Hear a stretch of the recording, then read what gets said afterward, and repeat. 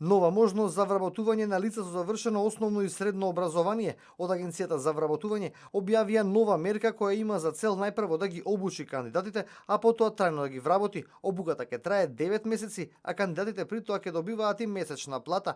Средствата за обука и за плата на нововработените ги субвенционира Агенцијата за вработување. Дополнително, примателите на социјална помош во случај да бидат вработени, нема да ја загубат помошта од државата во следните 18 месеци, нешто од што во минатото стравуваа ранливите категории на граѓани. Предвидени се 440 лица, предвидени се 62 милиони и 40 илјади денари за целата мерка.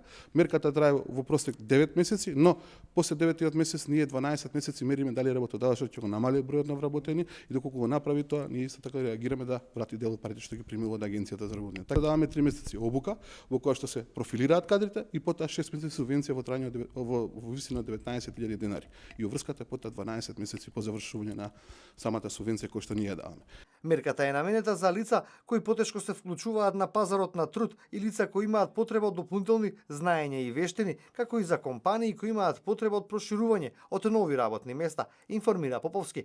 По завршувањето на обуката на работното место, работодавачот е обврзан да ги вработи сите обучени лица, зашто ќе добие субвенција за вработување во форма на финансиска поддршка. По завршување на обуката, склучуваме договор за субвенционирање кој трае 6 месеци.